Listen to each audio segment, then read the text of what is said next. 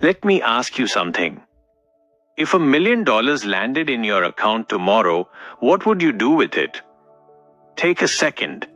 Really think about it. Be honest with yourself. Did your mind jump straight to a new car? A new phone? A vacation you've been putting off? Or did a different thought show up first, a thought about how to turn that money into more money? If it was the first one, don't beat yourself up. That's not your fault. That's your training. From childhood, you were taught one thing on repeat: work hard, earn money, spend money.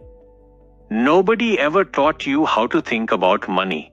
And that one missing lesson is the exact thing that splits the world into two kinds of people: those who work for money their whole lives and those for whom money works. Today I'm not here to hype you up. I'm here to show you something true. And the truth stings sometimes. So stay with me. Truth number 1. Poverty is a habit, not a circumstance. Look around you. How many people do you know who've been standing in the exact same spot for years?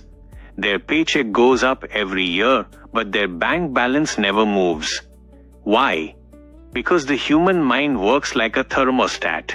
A thermostat holds a room at a fixed temperature. If it gets too hot, the AC kicks in. If it gets too cold, the heat turns on. Your mind does the same thing with money. It holds your financial set point steady. If your set point is zero balance by the end of the month, then no matter how big your raise is, your expenses will quietly rise to match it. Money slips through your hands like sand through a fist. This isn't bad luck. It's a program running in the background. And here's the good part. Anything that's been programmed can be reprogrammed. Take two brothers. Same house, same school, same upbringing. The older one works a corporate job, spends his entire paycheck every month, car on a loan, phone on a loan.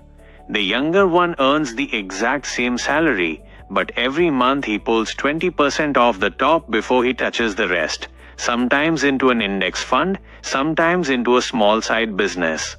10 years later, the older brother has an aging car and a stack of debt. The younger brother has a fund that's now earning money on its own, without him lifting a finger. Same income. The only difference, one used money to make himself feel good today. The other turned money into an employee that works for him. Truth number 2. Your brain runs on fear, not opportunity.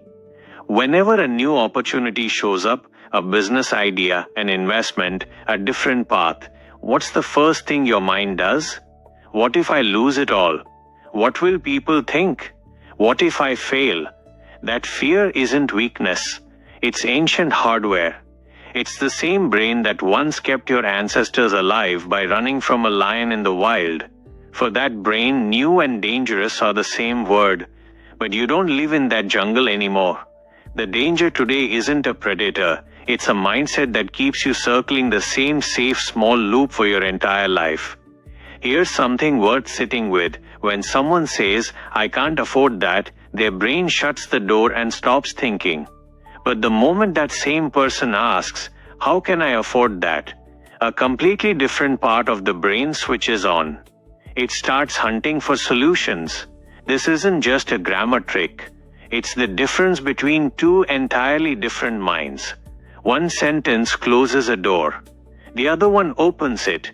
So next time you catch yourself saying, "I can't afford this," stop right there and ask instead, "How could I afford this?"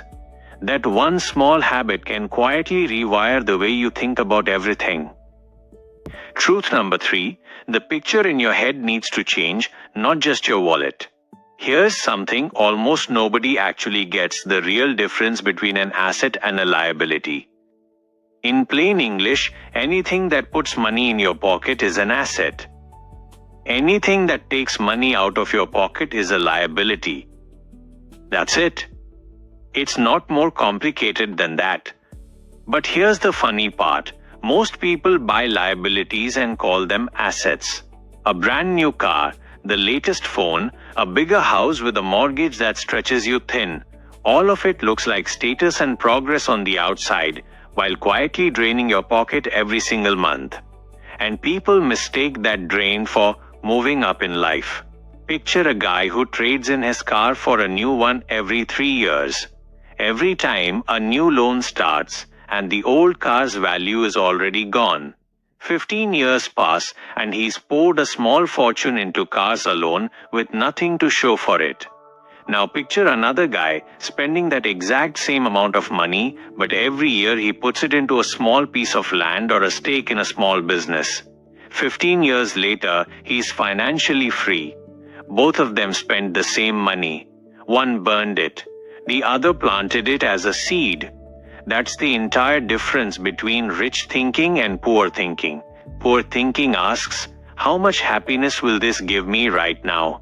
Rich thinking asks, how much will this return to me later? Truth number 4. The safety net is the biggest trap of all. School taught us one script: study hard, get good grades, land a safe job. That advice isn't wrong, but it's incomplete. Because a safe job, stripped down to what it actually is, means handing over the most valuable hours of your life to build someone else's dream in exchange for just enough money to keep living. This isn't an argument against having a job. A job matters for stability, for learning, for a starting point. But if that job exists only so you can make the next loan payment, it's not a job anymore. It's a slow trap. A trap where you wake up tired, go to work tired, come home tired, and fall asleep knowing tomorrow will look exactly the same. And that loop can run for 30-40 years until your body simply can't keep up anymore. There's only one way out. Treat your job as a tool, not a destination. Take a piece of every paycheck and put it somewhere that will earn for you in the future. Slowly, drop by drop, that piece grows until one day it's earning more than your salary ever did. That's the day you become free. That's the day your job becomes a choice instead of a chain. Truth number 5. Rich people work to learn, not just to earn. One last deep truth. Most people choosing a job ask exactly one question: what does it pay? But the people who actually pull ahead ask a completely different question: what will this teach me? Because a paycheck is a single day's income. A skill is a lifetime of wealth. The person who learns how to sell, the person who learns how to talk to people, the person who learns how money actually works, that person is never truly broke, even if they lose the job, even if the market crashes. Because a skill can't be taken from you. A paycheck can disappear. A title can disappear. But what's built inside your mind stays with you, always.